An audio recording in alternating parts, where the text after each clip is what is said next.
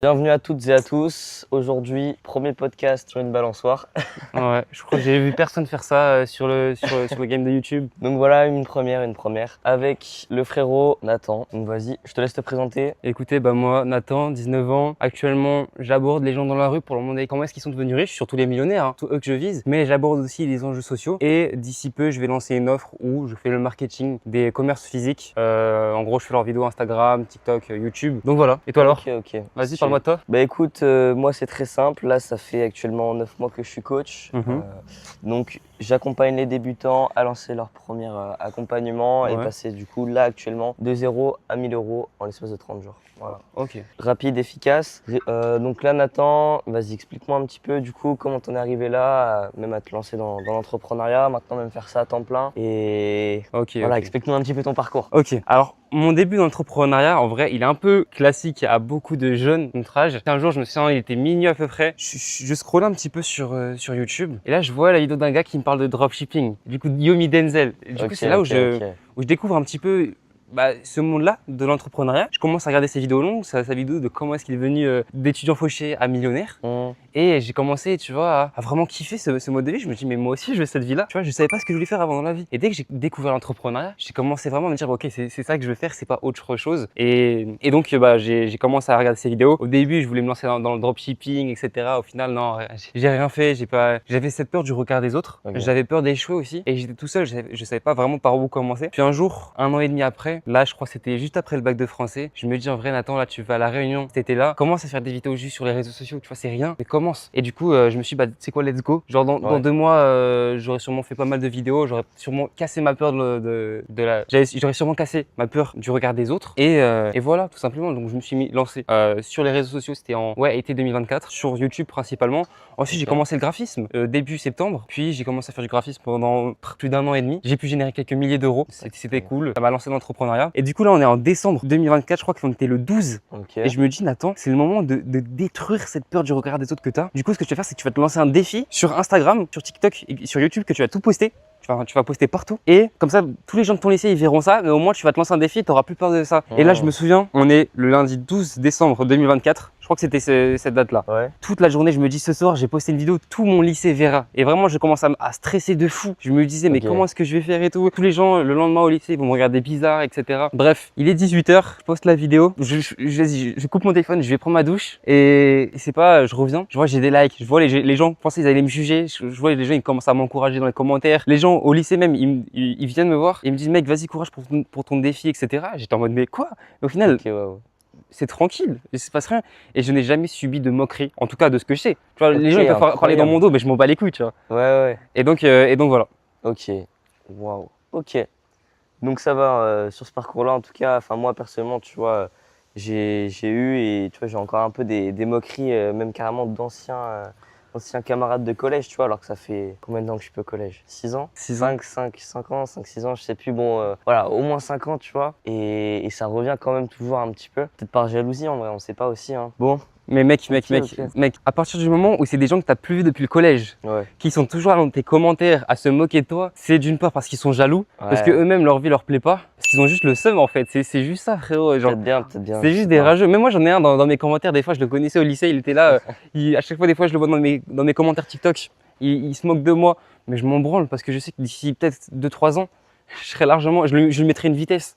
Ouais, bien sûr. Tu vois, et je le reverrai, je lui dirai, ouais, c'est ça, continue à me faire du référencement, à commenter dans mes vidéos TikTok, ça me fait plaisir.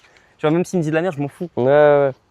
Et justement, en parlant des référencements, en parlant de la vitesse, tu dis que tu vas lui mettre une vitesse, mais est-ce que là, à l'heure actuelle, en tout cas sur ces derniers mois, voire même sur cette dernière année, tu lui as pas déjà mis une vitesse? Parle-nous un petit peu là de concrètement, tu vois, là, ce que tu as fait un petit peu là sur les réseaux là, ces derniers temps. Ok. Écoute, depuis début d'année là de 2026, j'ai décidé d'arrêter le graphisme parce que j'en avais marre, tu vois, d'être une pute en fait, littéralement. En fait, faut le dire, en fait, quand tu es freelance, c'est compliqué. C'est compliqué de vraiment, tu vois, pouvoir générer énormément de revenus sans décorréler ça à ton temps. Et tu vois, par exemple, tu as une prestation, tu donnes un prix, c'est normal en vrai. Mais genre, là, je faisais des miniatures YouTube. La miniature YouTube, je pouvais passer 8 heures ou juste 30 minutes dessus, c'était toujours 30 euros. Et à un moment, Ok. je me souviens, j'avais passé 8 heures sur une miniature. Cette même journée-là, j'étais malade, j'avais de la fièvre. La nuit même, j'avais fait des hallucinations tellement j'avais de la fièvre, pour te dire. Et j'avais quand même passé toute ma journée à payer, enfin, genre à travailler sur la miniature. J'en pouvais plus, j'étais mort. Et ça m'a fait un gros burn-out. J'en ai eu marre des miniatures. Ok. J'ai réussi un autre accompagnement. Ça m'a pas plu. Et là, du coup, depuis fin mai, je me suis dit, Nathan, en vrai, fais un truc qui te plaît. Ça sert à rien d'écouter ce que les gens te disent de faire. Toi, qu'est-ce qui te plaît au fond de toi? Parce que c'est que comme ça que tu arriveras sur le long terme, sur le long terme à tenir. Hmm. Et je me suis dit, bah, j'aime bien me lancer des défis. J'aime bien rencontrer de nouvelles personnes. Pourquoi est-ce que j'irais pas aborder les gens dans la rue pour leur demander comment est-ce qu'ils sont devenus riches? Ça intéresse les gens. Et ça marche petit à petit. Ça commence Ok. à grossir. Là, j'ai fait quelques petites vidéos qui ont fait des centaines de milliers de vues. Il y en a une Ok. récemment, par exemple, hier, elle a fait plus de 130 000 vues d'un seul coup. Enfin, j'ai Ok, pas waouh. capté, ça fait plaisir. Incroyable. Et puis voilà, au fur et à mesure. Ok. Ok. Donc, dans le Bueno, enfin, quelle était en vrai ta réaction quand tu as vu ta première vidéo faire dépasser les 100 000 vues? Alors, j'avais posté ça vraiment, il était 17 h. Ok. Je vois à 18 h, elle est déjà à 7000 vues. Je me dis, ah, mes autres vidéos, elles n'ont pas fait 7000 vues là. C'est pas mal, tu vois. Après, là, le soir, je vais en coaching en groupe, tu vois, avec Michael, etc. Ouais. Je lui dis, mec, regarde, ma vidéo, là, elle a fait 20 000 vues. Il dit, oh, pas mal, pas mal. Le lendemain, elle continue à grossir. Je me dis, putain, elle est déjà à 80 000 vues. Et tu vois, le surlendemain, là, je vais dans les Vosges, en plus, il y avait Michael, etc. Ok. Je vois, elle commence à atteindre les 100 000 vues. Je suis, mais non, c'est quoi cette folie et tout. Et je vois, je commence à prendre des abonnés. Je me dis, ok, là, ça commence vraiment à marcher. Parce que j'étais pile avant cette vidéo-là, j'étais en train de commencer un peu à être dans une phase de down où tu te dis, vas-y, ça marche pas, rien ne marche. Et juste après, pile au bon moment, la vidéo elle a commencé à marcher, ça m'a redonné de l'espoir. Et au fur et à mesure, tu comprends qu'est-ce qui fait que ça ait marché. Qu'est-ce qui a intéressé les gens? Est-ce que c'était le montage? Est-ce que c'était le sujet? Est-ce que c'était la personne? Est-ce que c'était son apparence? Mon apparence? Est-ce que c'était les questions? Est-ce que c'était qu'est-ce qu'elle faisait la personne dans la vie? Et au fur et à mesure, après, tu peux réitérer ça. Et là, je l'ai réitéré. Au fur et à mesure, là, je commence à faire plus de vues sur mes vidéos. Et là, hier, j'en ai fait une qui a fait plus de 130 000 vues. Donc, c'est incroyable. Waouh, incroyable. Ouais. Donc là, tu commences vraiment à générer plusieurs vidéos avec des centaines de milliers de vues. C'est quoi justement un petit peu les patterns et, euh, et les choses que tu arrives, ou du moins que tu veux retranscrire dans chacune de tes vidéos pour qu'elles fassent minimum 100 000 vues comme tu as pu déjà le faire Ok. par le passé? Bah déjà, le plus incontournable, ça paraît logique, mais il faut un hook. Il faut Ok. un hook qui arrache. Et au début, j'avais du mal à les trouver, ces hooks. Ça peut être dans la voix de la personne, tu vois, la personne qui a genre, tu vois, la vidéo qui a fait plus de 140 000 vues, la première qui a vraiment pété, elle avait une voix très spéciale, avec un accent un peu spécial. Ça hook les gens déjà dès le début. Ok. Donc c'est quelque chose de bien. Quand la personne, par exemple, elle dit un truc de fou, tu vois, la dernière vidéo que j'ai postée qui a fait plus de 100 000 vues, et le gars il dit, je suis ruiné, je suis cul nu. Mec, ça les gens ils se disent, mais qu'est-ce qu'il me raconte, tu vois? Plus l'énergie de la personne, etc., malgré qu'il soit en plein divorce, tu vois, ça joue. Ensuite, bah évidemment, il y a le sujet, il y a les questions que je pose. Quelles Mhm. questions je pose? Est-ce que ça intéresse les gens? Est-ce que ça ressemble trop à mes concurrents? Oui ou non? Ensuite, sa réponse aussi, tu vois. Par exemple, la première vidéo qui a marché, c'était j'avais interviewé le directeur général adjoint de chez Dior. Ok. Et donc, au lieu de lui poser une question, ouais, quel conseil tu donnerais dans la... Non, je lui pose directement la question, comment, en tant que chef directeur adjoint du marketing de chez Dior, vous brainerez une marque en termes de marketing pour qu'elle marche? Et là, il commence à donner des conseils. Et ça a intéressé les gens. Je me suis dit, ok, ça va plus intéresser les gens que, je sais pas, que Ok. si je lui demandais c'était quoi son parcours, enfin, ou si je lui demandais par exemple comment réussir, combien il faisait d'argent. Ça a intéressé parce que je me suis adapté à la personne et les gens ils se sont dit, ah ouais, pas mal ça. Ok, donc tu te sers du parcours des personnes pour essayer de captiver en tout cas la curiosité de chaque être humain sur tes vidéos, c'est ça? C'est ça. C'est en partie ça, ok. Faut aussi poser des bonnes questions. Ouais. Et ouais. Et quand tu as une vidéo qui perce, en fait, j'ai pu faire le test avec les deux là. J'ai une vidéo qui m'a rapporté plus de 150 abonnés. Ok, Ça pourrait être mieux, je le dis pas. Et dans cette vidéo-là, j'avais mis 2 CTA, 2 call to action. Et la seule qui a percé récemment, elle a fait quasiment le même nombre de vues, mais j'ai eu genre 75% de moins d'abonnés en plus, parce que j'ai mis qu'un seul CTA. Donc Ok. je pense que mettre des call to action dans les vidéos, c'est ultra important et on sous-estime trop ça. les Ça, gars, c'est- notez. Notez ça, ça c'est vraiment une dinguerie. Il donne de la valeur gratuitement là. Il explique littéralement comment il fait ses vidéos à plus de 100 000 vues. Mais carrément. Donc d'ailleurs, n'hésitez pas, si vous voulez vous abonner sur la chaîne de Nathan, T'as bientôt, ou t'as déjà 500 abonnés, c'est ça sur YouTube? Presque. Ok, Ouais. les gars, allez-y, donnez-lui de la force. Bientôt, il y a une vidéo Bombardez. qui sort aussi. Voilà, bientôt les vidéos qui sortent. Voilà, il y a énormément de pépites. Là, actuellement, je suis chez lui. Et c'est vrai que voilà, il s'est passé des trucs de fou. On va en parler un petit peu après là, si t'es chaud. Donc hier, après ces centaines de milliers de vues, qu'est-ce que tu comptes faire, tu vois? C'est quoi un petit peu ta vision sur le court terme, on va dire, d'ici l'année prochaine? Ok.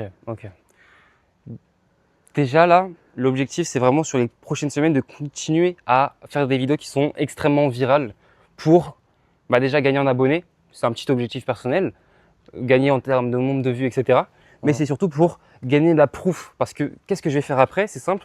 Je vais proposer au commerce physique de leur faire leur visibilité sur les réseaux sociaux. Tu vois, je sais pas moi, je vais voir les boulangeries, je leur dis ouais, je fais vos vidéos Instagram. Et bah écoute, c'est ce que je vais faire, etc. Et quand je leur montrerai mon compte Instagram, ils verront ouais, il fait des centaines de milliers de vues, etc. Donc, il connaît la viralité. Alors, certes, c'est pas le même domaine, mais le fait de voir quelqu'un qui fait des vues, qui a beaucoup d'abonnés, ça donne plus confiance que quelqu'un qui n'a pas d'abonnés. Ok. Et donc, c'est ce que je vais faire d'ici la prochaine année. J'aimerais bien rester sur ce business-là d'ici les 2-3 prochaines années. Et puis ouais, on verra. On verra. Ok. Et là, du coup, concrètement, comment tu comptes t'y prendre parce que du coup, là, toi, actuellement, tu habites sur Paris. Est-ce que tu n'as pas un petit peu peur de la concurrence qui pourrait potentiellement y avoir? Dis-moi concrètement un petit peu, là, c'est quoi ton plan d'action pour le démarrage en septembre? Mec, j'ai pas peur de la concurrence. Je m'en fous de la concurrence. Ok. Gros, déjà, il y a des centaines de milliers de business physiques à Paris. Ouais. Mec, je suis dans la capitale, la capitale européenne la plus visitée au monde, même au monde, du coup. Mec, il y a tellement de Incroyable. commerce physique, il y a tellement de potentiels prospects. Je me Ouais. dis, en vrai, je m'en fous de la concu, tu vois. Et même, en vrai, mes concurrents, eux, ils ont peut-être leur domaine d'activité. Moi, par exemple, si par exemple tous mes concurrents ils sont en train de faire les boulangeries, je sais pas, moi, je vais faire tous les fleuristes. Tu vois, des trucs comme ça, Ok. etc. Je vais faire, je sais pas, les agences immobilières, les Ouais. conciergeries, j'en sais rien, tu vois. Ok. Donc non, franchement, la concurrence me fait pas du tout peur. Ok. Si tu as une agence, si tu as une entreprise physique, frérot, ou si bien sûr tu connais quelqu'un qui a une entreprise physique, n'hésite vraiment pas à le rediriger vers Nathan qui pourra énormément l'aider dès septembre. Donc let's go. Vraiment, envoie-lui un maximum de messages, de commentaires dans ses DM Instagram. Maintenant, les gars, on va vous parler d'un truc qui est quand même complètement fou et qui va vous inspirer. Là, j'en suis sûr à 1 milliard de pourcents. Nathan, je te laisse nous expliquer à moi, même si j'étais présent, et, euh, et aux personnes qui regardent ce podcast, concrètement, ce qui nous est arrivé hier. Alors, pour ce qui nous est arrivé hier, c'est une grosse folie. C'est-à-dire que de base, je dis à Brennan, c'est quoi, viens, on va sur Paris, on va tourner des interviews avec des millionnaires. Il me dit, vas-y, je suis chaud. Du coup, je lui dis, tu sais quoi, je te fais découvrir les beaux coins de Paris. Donc là, on va Arc de Triomphe. Je l'aide à tourner sa VSL, boum, c'est plié. Ensuite, on va interviewer les gens. On rencontre personne. On va devant le Louis Vuitton, on va devant le Georges V, on va devant Avenue Montaigne, devant le Plaza Athénée, Un échec fatal. devant Dior. Rien du tout. On a eu une interview, c'était un anglais, donc pas forcément ce que je recherchais. Ouais. Donc ça a un peu fait chier. Ensuite, on se dit, c'est quoi, viens, on va à Webedia. Imagine, on chope des youtubeurs. Du coup, on va à Webedia. Là, Brennan, il demande à l'accueil, ouais, il y a moyen, etc. On puisse interviewer des gens. Franchement, il a une grosse paire de couilles, ce gars-là. Et le gars leur répond, non, malheureusement, il n'y a personne. On est en plein mois d'août, c'est compliqué. Après, si vous avez des contacts, etc., peut-être que vous pourrez dès début septembre, etc. Mais on se dit, en septembre, lui, il sera sûrement rentré chez lui, tu vois. Il sera plus sur Paris. À moins qu'il revienne. Franchement, mec, reviens, tu me dis. Hein. Bref, avant qu'il revienne. Ça arrive. Ça va Et là, arriver, on se dit, là, il me dit, Nathan, viens, regarde sur Twitch, ça se trouve, il y a un streamer, il est en live et tout, IRL. Vraiment le truc improbable, tu vois. C'est pas, on regarde, on voit, il y a Baylan qui est sur Paris. Il était dans Paris 2. On se dit, on se regarde tous les deux. On se dit, est-ce qu'on n'irait pas le streamac et l'interviewer et tout? Donc, qu'est-ce qu'on fait? On décale de Levallois-Perret, du coup, là où il y a Webedia, directement jusqu'à Paris Centre, à côté de Châtelet, etc. Ouais. Et on regarde sur son stream où est-ce qu'il est. Puis ensuite, on va le voir. On le rencontre, etc. Franchement, en tout cas, de ce que j'ai pu voir de lui, c'est quelqu'un de plutôt cool.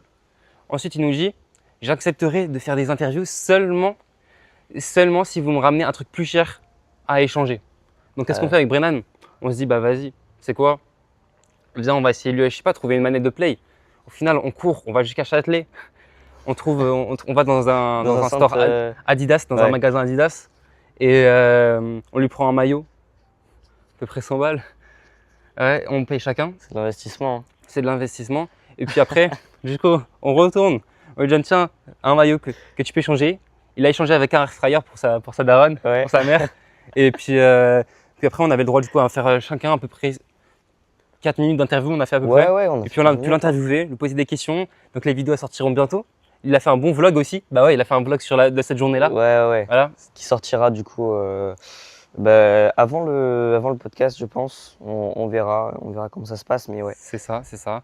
Et puis après, bah, après ça, je lui ai dit, bah, tu sais quoi, viens, on va au Trocadéro, je t'ai fait découvrir la Tour Eiffel un petit peu.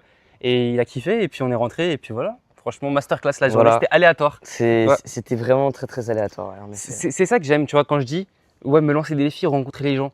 Mec, à chaque fois que Ouais. j'y vais, c'est des journées aléatoires qui m'arrivent, mais des journées de fou. Et c'est ça que j'aime dans la création de contenu que je fais. Et en vrai, on t'en a pas parlé, mais Baylan aussi, en vrai, il nous a donné Ouais. quand même des conseils qu'on négligeait, on va dire, Mm. et qui sont revenus avec de l'impact, forcément, vu il est influent avec sa grosse communauté. Et puis voilà, on consomme un petit peu aussi son contenu en termes de divertissement. Donc forcément, c'est... Comment dire? C'est inspirant? Ouais, c'est inspirant et c'est impactant quand il parle. Carrément. Voilà, donc Ouais. Bref, dans tous les cas, ça va sortir sur nos chaînes YouTube. ouais, on vous Sur mettra des nos extraits réseaux. juste ici. Ouais, on va vous mettre des extraits et tout. Mais faudra vraiment que vous alliez voir après. Puis voilà. Allez voir sur la chaîne de Nathan, les gars, il a posé des questions de fou à Baylan. Tout est sur Instagram, enfin tout sera sur Instagram. Du moins, en tout cas, tu vas tryhard avant que le podcast sorte. Ouais, Comme ouais, ça, moi, ouais. je pourrais tout afficher. Et let's go, hein. Ouais. Donc, on vous affichera les stats. On ne sait vraiment pas. Là, on a tout ça sur les cartes SD, mais il faut encore qu'on monte. Mm. Mais bon, je pense que ça va faire des bonnes petites vidéos, hein. Carrément, carrément, carrément. Bon, Brennan, j'ai des petites questions à te poser, toi, du coup. Toi aussi, Vas-y, je vais vas-y. t'interviewer. Je veux Dis-moi, en savoir un peu plus sur toi. Tu penses Dis-moi quoi? complètement. Est-ce que tu penses que la France, c'est un pays de merde pour entreprendre, toi? T'en penses quoi, toi? Waouh. Est-ce que c'est un pays de merde pour entreprendre? En vrai, je suis assez mitigé. Mm. Là où j'habite, ouah, c'est chaud. En fait, comme j'expliquais à Nathan en off hier, c'est que tu as des injustices. De toute façon, partout dans le monde, en vrai. Mais quand tu vas sur Paris, je suis désolé, mais ce qui nous est arrivé hier, moi, je peux pas le vivre chez moi. Tu vois, j'habite dans les Ardennes, à une demi-heure de la Belgique. Je vais pas rencontrer Baylan, tu vois. Et je vais encore moins aller à Webedia, je vais pas aller voir la Tour Eiffel. Il y a absolument rien. C'est compliqué en termes surtout aussi d'entrepreneurs en ligne ou de freelance. Donc, ce que j'expliquais à Nathan, c'est qu'il y a de grosses opportunités à Paris et je pense aussi dans d'autres grandes villes, il y a de plus grandes opportunités que là où j'habite. Mais en vrai, c'est juste une étape plus dure pour ceux qui habitent comme moi dans un endroit qui n'est pas adapté à l'entrepreneuriat. Après, bien sûr, voilà, si tu as la chance d'habiter à Paris ou sur d'autres grosses villes, bah, écoute, tu as beaucoup de chance, serre-toi-en. Mais autrement, dans tous les cas, il n'y a aucune excuse. Voilà, moi, là, je suis en train d'y arriver. J'ai pu interviewer Baylan pendant 4 minutes hier. C'est la première personne que tu interviews, en personne. plus, c'est ça le pire. Oui, j'ai baptisé ma première interview avec le frérot Baylan, que je remercie infiniment, qui a littéralement plus de 6 millions d'abonnés sur tous ses réseaux confondus, tu vois. Donc, c'est quand même pas mal. Quand on me demande, ouais, t'as interviewé qui pour la première fois de ta vie, ben moi je pourrais dire Baylan, tu vois. C'est quand même un peu un flex. Donc, Et t'as oublié de dire aussi que tu t'es fait menacer par un gars du raid quand même. C'était une expérience très, très traumatisante. Comment dire? Moi, j'arrive, je dis vas-y, Nathan, je te laisse un petit peu faire, etc. Tu montres, parce que lui, il est très très chaud. Bam, je fais le caméraman. Je commence à sortir le bigot pour filmer et la GoPro. Et là, le mec, il me fait arrête de filmer, tu vois. Mais genre vraiment menaçant. Et après, il m'a dit arrête, autrement tu vas le regretter. Et il m'a fait ça, tu vois. Gros, je me suis chié dessus. Première fois que je fais un micro-trottoir et que je suis caméraman, gros, j'étais pas bien après, hein. Ah mec, c'est ça Paris, hein. Après bon, je comprends. En plus, on me demandait qu'est-ce qu'il faisait dans la vie. Il dit, tu veux vraiment savoir? Tu veux Ouais. vraiment savoir? Oui, je veux savoir. Moi, au début- Dis-moi, dis-moi. Premier degré, moi au début, je pensais que c'était genre un criminel ou je sais pas quoi, tu vois. Et je me suis dit, wesh, il doit avoir un background de ouf. Bon, du coup, c'est le cas. Mais genre, je pensais pas au GIGN, tu vois. En plus, il parlait tout bas, etc. Et enfin, voilà. Est-ce que je t'avais dit que j'avais rencontré un gars qui voulait pas aussi passer en interview, mais qui avait des mines au Congo et qui avait participé à la révolution, genre à une révolution, un coup d'état au Congo? Ah ouais? Mec, c'est aberrant. Genre, je te promets, tu vas aborder les gens. Gros, ils ont tous un background de fou. Ça, c'est ce que je disais à Brennan hier quand on était sur Paris. C'est que, mec, quand tu vas parler avec quelqu'un, tu connais rien de lui. Tu as toujours la première apparence, la première vision. Tu vois, le frérot, peut-être il a une cicatrice. Tu sais pas tout ce qu'il a enduré. Ça se trouve, le frérot, il vient d'un pays qui était en guerre et tout. Je sais pas ce qu'il a fait. Et maintenant, tu vois, il a réussi sa vie ou quoi. Ouais. Genre, quand tu vas aborder les gens, tu ne sais pas à quoi t'attendre. Et c'est ça qui est passionnant. Tu apprends toujours de nouvelles histoires. Vraiment. Tu vois, par exemple, il y a un gars, bon, ça m'avait choqué. D'ailleurs, j'ai grave pas sorti dans l'interview, faudrait vraiment que je le fasse. Je lui demande et tout. Je vois, il a une belle montre, style old money. Je me dis, lui, je vais aller l'interviewer. Mec, c'est pas, je vais le voir. Je lui demande, bonjour monsieur, vous faites quoi dans la vie? Il me dit, je fais rien. Vas-y, il était vieux. Je me dis, bah ok, il est à la retraite. Beaucoup, ils me disent qu'ils font rien parce qu'ils sont à la retraite. Je lui dis, mais vous faisiez quoi dans votre vie active? Il me dit, rien. Je fais, attends, quoi? Comment ça, rien? Et en gros, je lui dis, mais vous faisiez quoi pendant. Enfin, vous venez d'une famille riche? Il me dit, oui, une famille très riche. Et je lui dis, bah, qu'elle faisait? Et il me dit, une famille qui détient une compagnie navale. Donc, genre un bail, genre style CMH, CGM, gros transportateur par bateau, etc. C'est bref, une très grosse entreprise. Et genre là, c'est à ce moment-là, je me suis dit, tu vois, toi, comme moi, ou comme la personne qui regarde cette vidéo-là, nous, tous les jours, on se lève dans l'objectif de se donner les moyens d'avoir la vie qu'on veut, de gagner des putains de sous pour se sortir de la misère ou de je sais pas quoi. Ouais. Et t'as des gens, eux, ils ont jamais eu besoin de travailler de leur vie. Est-ce que tu te rends compte? Là, je dénigre pas ou quoi, mais genre juste la vision différente genre, du monde. En fait, genre, c'est tellement. C'est les inégalités, hein. C'est pas une. Ouais, c'est ça. Bah, évidemment, c'est des inégalités, mais c'est passionnant de voir à quel point genre, il y a des gens, ils ont une vision du monde tellement différente de la nôtre. Ouais. Mec, ce jour-là, ça m'avait vraiment fait waouh. Tu vois? C'est comme hier. Moi, j'étais choqué. J'arrive devant Louis Vuitton, enfin même déjà devant la grosse avenue à côté des Champs-Élysées. Point de l'étoile. C'est ça. Je vois déjà tous les gens, ils sont vraiment habillés, mais genre avec des trucs pétés de thunes, tu vois. Moi, genre chez Ouais. WAM, enfin chez moi, ils sont tous en TN, quoi. Genre, excuse-moi, mais vas-y, c'est un peu le cliché, mais globalement, c'est ça, tu vois. Et là, j'avais déjà deux mondes différents par rapport rien qu'avec cette avenue-là. Et là, c'est tout. Je vois les magasins. Dans tous les magasins, il y a des gardes du corps. Ouais. Genre là, j'étais what? Tu sais, ils sont là, ils t'ouvrent la porte et tout dès que Ouais. tu rentres. Ouais, non, ça c'est. C'est une dinguerie. Il y a même des magasins, faut réserver à l'avance avant de venir, tu vois. Tellement c'est. Il faut faire c'est la queue et richissime. tout. Ouais. Dior, quand on est passé devant le truc de Dior, Ouais. mec, les gens qui faisaient la queue et tout pour Je me- rentrer, Je vous mettrai des extraits ici, là, avec les petits parapluies, non, comment on appelle ça? les ombrelles. Les ombrelles. Les ombrelles. Est-ce que.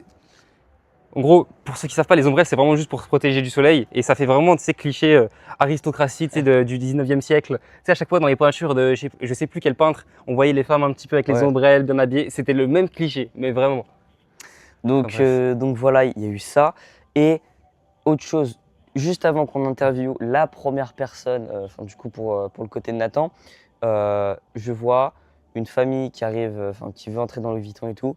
Et là, frère, je pense que c'est une petite de 4-5 ans. Ah ouais. Elle arrive avec un sac à main Hermès, gros. Et tu vois qu'elle est sapée, mais qu'avec des trucs de luxe. Et genre, je pense qu'elle avait un outfit de genre facile 2-3K, alors que la gamine, elle a 4 ans, tu vois. Et quand j'ai vu ça, tu vois, déjà j'ai crié, j'ai fait what? Mais attends, mais qu'est-ce qui se passe, Nathan? Comment ça se fait, tu vois? J'étais vraiment choqué. Moi, j'étais sur le banc, tranquille, j'étais en train de préparer ma petite GoPro. Et là, je vois ça avec Nathan. Nathan, il me dit ouais, mais non, t'inquiète, c'est normal, tu vois, lui, c'est un Parisien. Et il s'en fout, tu vois, genre pour lui, c'est banal. Mais moi, je viens de la campagne, c'était le monde à l'envers, tu vois.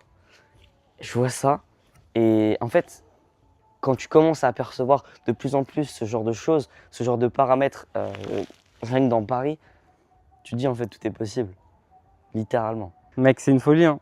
Genre, le rapport de certaines personnes à l'argent est totalement différent d'une autre. Ouais, de fou. C'est une dinguerie. Genre, nous, on a toujours vu l'argent, la réussite sous un certain prisme, d'autres sous un autre. Et c'est ça qui est fou en vrai. C'est ça qui est beau aussi, entre guillemets. Après, voilà. Mais ouais, c'est une folie, c'est une folie, c'est une folie. Ok Nathan, maintenant, dis-moi concrètement, quelle a été la pire interview que tu as pu faire là sur Paris depuis que tu fais ça? Je pense que c'était quand j'ai rencontré une meuf, genre pro-gauchiste, féministe et tout. Mec, je lui pose des questions sur l'entrepreneuriat en France, etc.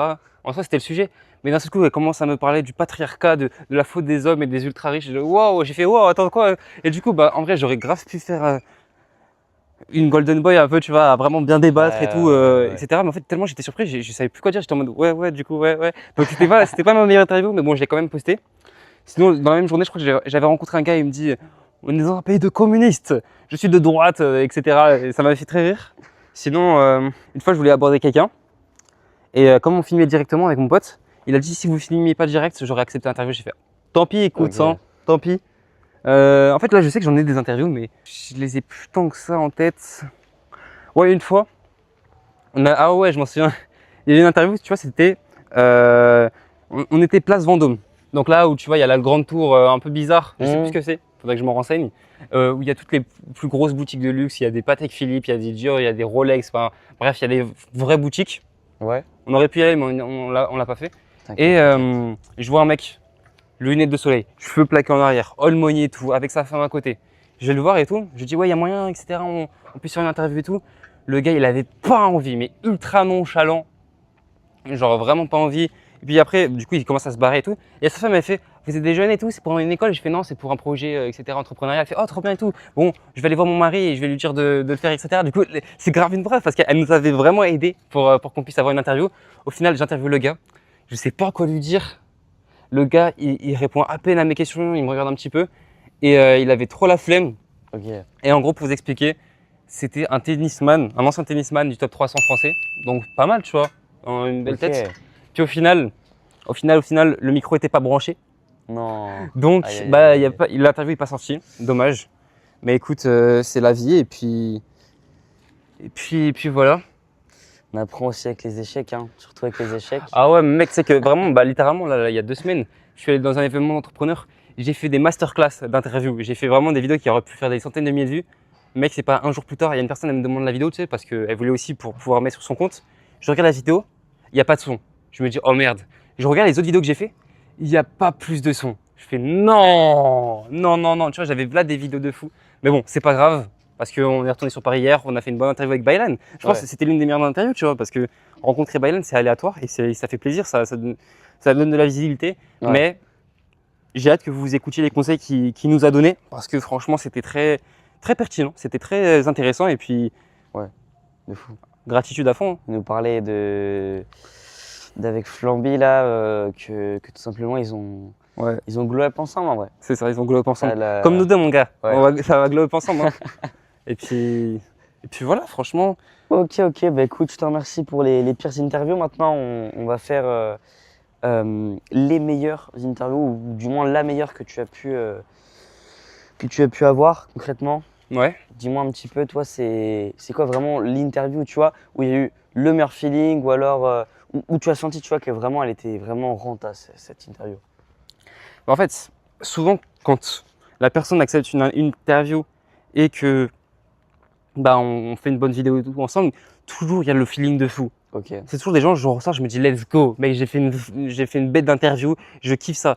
Donc en fait, là, comme ça, j'ai pas une interview qui ressort du lot. Si peut-être, j'ai interviewé Michael Roux du coup, sous la douche parce qu'on était dans les Vosges ensemble. Et du coup, là, je suis mon monteur est en train de monter la vidéo. Franchement, ça va faire une belle interview, tu vois. C'est grave différent. Personne n'a fait une interview dans la douche. Ah, si peut-être Jérém Star à l'époque et tout, je sais pas si tu vois qui c'est. Je crois que j'avais des extraits et tout, un peu bizarre ça. Eux, ils étaient dans le bas. Lui, t'es en train de se doucher, t'inquiète. Moi, j'étais pas dans la douche, mais bref, voilà. Et puis franchement, ce serait trop cool. Ensuite, comme bonne interview, après, les bonnes interviews, c'est celles aussi qui font des milliers de vues, des centaines de milliers de vues. Du coup, celle du gars qui gérait les risques de fraude d'argent. Ce gars, c'était grave un bon. Le frérot, il était en plein divorce. Il me disait qu'il était ruiné. Mais le gars, il avait une énergie de dingue. Une énergie de mec rayonnant. Je pense que c'était l'une des interviews les plus rayonnantes que j'ai fait. Et justement, bah, c'est le gars, c'est la vidéo qui a fait plus de 100 000 vues là hier. Ok. Et puis voilà. Ensuite, bah, évidemment, le directeur marketing adjoint de chez Dior. Ouais. Mec, ça, c'est. Ouais, ça c'est. En fait, il avait une voix. Jackpot. En fait, sa voix a beaucoup fait réagir. Et dans les commentaires, genre, tous les gens le connaissaient. Tous les gens qui ont commenté, ils disaient ouais? bravo Olivier, etc. Genre, moi, je le connaissais à peine, tu vois, j'avais oublié son nom pour te dire. Et tous les gens, ils le connaissaient. Genre, Ok. et j'étais en mode, ok. Donc, c'est vraiment quelqu'un. Il était vraiment apprécié. Il dit bravo, je suis fier d'avoir pu travailler avec Olivier, etc. Enfin, Ok, j'étais en mode, wow, ok, incroyable. ok, pas mal, pas mal. Franchement, bah, c'est trop stylé. Ok, donc il y a eu de la reconnaissance carrément sur une seule vidéo format court. Ouais, c'est ça. Waouh. C'est ça, c'est ça. Puis, sinon, j'ai pu rencontrer un gars qui avait fait plus de 110 millions d'euros en 2001 de chiffre d'affaires. Donc, quelqu'un qui pèse de fou et qui aussi, il aide les jeunes business à se développer. Sérieux? C'est un gars, il a eu 70 ans début du mois. Pour te dire, c'est un Ok. sacré businessman. Il est à un poste de la chambre des commerces. Donc, c'est quelqu'un qui pèse vraiment dans le game. J'ai rencontré un gars qui c'était un lobbyiste. En gros, lobbyiste, pour expliquer, c'est quelqu'un qui gère les intérêts privés d'une entreprise, par exemple, et gérer les intérêts privés, par exemple, d'une grosse compagnie aérienne. Voilà, je donnerai pas le nom, parce que, vas-y, je ne veux pas déjà faire de spéculation. Ouais, ouais. Et puis même, en vrai, par respect ou quoi, donc je dirais pas le nom. Et il faisait des millions, pardon. Enfin, franchement, c'est une folie. Ok, waouh. Donc, ouais. Là, ce que tu viens de nous transmettre quand même, c'est que les interviews à Paris, ça amène beaucoup de vues, beaucoup d'expérience, beaucoup d'évolution, du coup, je pense aussi. Du coup, comment ça se passe? Est-ce que tu récupères les contacts un petit peu ou pas? Frérot, bien sûr que j'ai récupéré des contacts. J'essaie de le faire le plus possible. Ouais. La petite technique, tu vois, au début, quand tu sais pas trop demander des contacts en mode est-ce que je pourrais avoir votre numéro et tout, c'est simple, tu demandes à la personne est-ce que je peux garder votre contact pour vous envoyer les vidéos. Hmm. Donc, petite technique, comme ça tu récupères son contact. Puis si tu veux, tu peux lui envoyer les vidéos pour avoir son accord s'il veut passer dans les vidéos. Puis s'il dit non, bah déjà tu sais que tu peux pousser la vidéo, tu peux en faire ce qu'il veut parce que vas-y, en vrai, il a dit il veut pas passer contact pour envoyer les vidéos. C'est-à-dire que le frérot il s'en branle en vrai que tu postes sur internet. Ok. Et puis du coup, ouais, je les garde les contacts. Par exemple, des fois, il y a certains contacts, quand je connais leur date de naissance, d'anniversaire, etc., je leur souhaite, tu vois, comme ça. Ok. Je leur dis, si un jour ils sont chauds et tout, bah, on pourrait aller se boire un café, etc., en plein Paris, etc., pour parler business ou quoi, qui me donnent des conseils, ça pourrait être des mentors. Comme le gars qui a fait 110 millions d'euros en une seule année. Ce gars, je lui ai proposé et on pourrait se le faire. Ok, incroyable. Donc, ton carnet d'adresses est en train de grossir petit à petit. de Ouais. grossir petit à petit. Ok, ok, incroyable. Ça fait combien de temps que tu fais des micro-trottoirs sur Paris?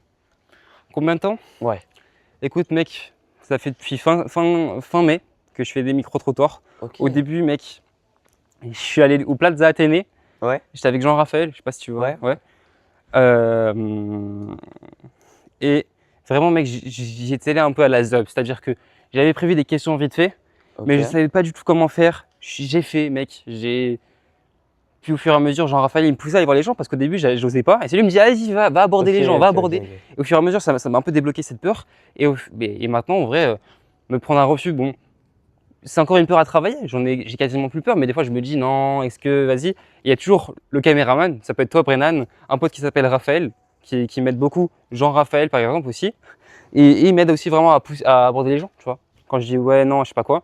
Donc ça aide de fou. Et puis, petit à petit, ça casse cette peur du refus, du rejet, tout ça. Ouais. Donc là, tu es en train de dire que l'entourage a aussi un impact très très positif sur le fait que tu aies pu évoluer en termes de contact, de micro-trottoir, de parler avec aisance aussi devant la caméra, devant plein de monde, C'est devant ça. Paris entier et avec de grosses personnes comme tu as pu nous le citer tout au long du podcast. Ok, ok.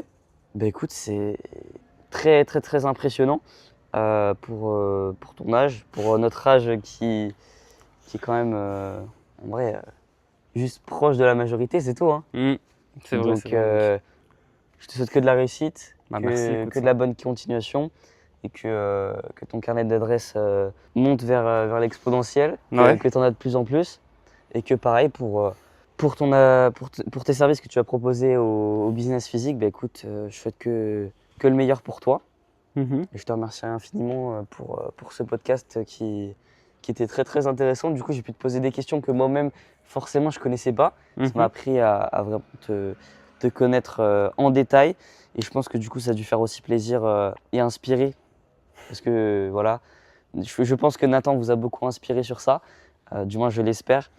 Et j'en suis très reconnaissant à vous qui nous regardons et à Ouais. Nathan. Bah franchement, c'est avec grand plaisir, mec, que tu m'as invité à faire ce podcast. C'est mon Ok. premier, donc ce sera avec grand plaisir que j'en ferai à l'avenir. Allez, Et puis voilà, ça fait plaisir. let's go, on en refera. Sur Vas-y, cette balançoire. vas-y sur cette balançoire même, alors je te réinviterai et on se refera ça, hein. Allez, ça marche. Bah, Vas-y écoute, frérot, je te remercie infiniment. vas-y mon gars, Ok, prends soin de toi. allez. Et Et puis à très vite vas-y. pour de nouveaux épisodes, les gars. Allez, let's go. N'hésitez pas à vous abonner sur la chaîne de Nathan. Mais ok. surtout à lui, hein. Lui c'est un beau gosse, c'est un Non, beau non, gosse. non, Abonnez-vous à ses surtout chaînes. Nathan, surtout Allez, Nathan. abonnez-vous là, gars. Allez.